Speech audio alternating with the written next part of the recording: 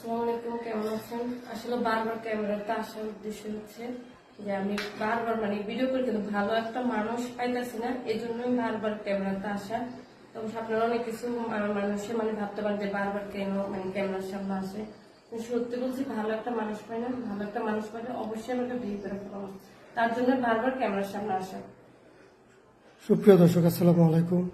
দেশ ও প্রবাস থেকে যারা এই মুহূর্তে ভিডিওটি দেখতেছেন সবাইকে স্বাগতম। তো আমরা কথা না বাড়িয়ে সরাসরি আপুর কাছে চলে যাব। একটা কথাই বলি, আপনারা অযথা কেউ আমাদেরকে কল দিবেন না এবং ভিডিওটি স্কিপ করবেন না। আসসালামু আলাইকুম। ওয়ালাইকুম আসসালাম, কেমন আছেন? তো আপু, আপনার নাম কি? সুমাইয়া। সুমাইয়া, বাড়ি কোথায়? নোয়াখালী মাইজদি। আপনার ফ্যামিলিতে কে কে আছে? আমরা দুই বোন আর বাবা আর ভাই নেই। ভাই নেই। আপনার বয়স কত বর্তমানে? বর্তমানে কত? 24। 24 বছর। তো সংসার কিভাবে চলে? সংসার চলতে তো অবশ্যই কষ্ট হয়, কারণ এই জন্য তো বারবার ক্যামেরাতে আসা। আব্বু তো বয়স্ক হয়ে গেছে, বৃদ্ধ মানুষ, আব্বু তো অসুস্থ, এই জন্য কাজ করতে পারে না। তো আপনার আমাদের এখানে কেন আসছেন?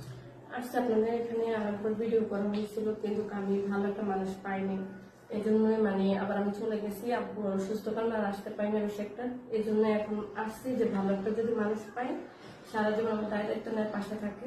কেন আপু, আপনার এলাকাতে কি কোনো মানুষ নাই যে আপনাকে বিয়ে শাদী করার মতো? এত সুন্দর একটা মেয়ে, আপনাকে তো সবাই পছন্দ করবে। জি দেখেন, এলাকাতে মানুষ আছে ঠিকই, কিন্তু বড় ভাই লাগে, এমনকি টাকা পয়সা লাগে।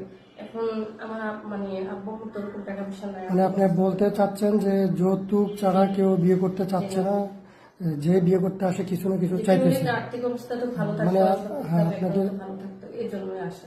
ফ্যামিলির সামর্থ্য নাই যে কোনো কিছু।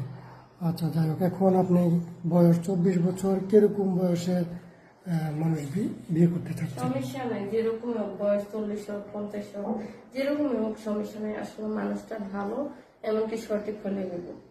মানুষ ভালো এবং সঠিক হলে হবে। তো মানুষ ভালো সঠিক বুঝবেন কিভাবে?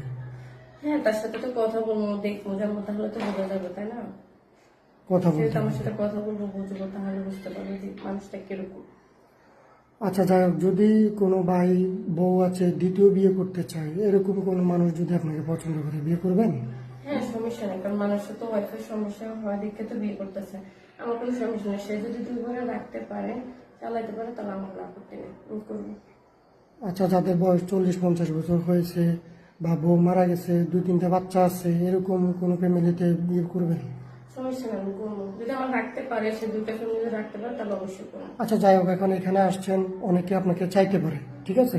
তো আপনার সাথে যোগাযোগ করবে কিভাবে? আমার সাথে যোগাযোগ করবো আপনার মাধ্যমে, কারণ আমার তো ফোন নেই, আমার ফোন নষ্ট হয়ে গেছে।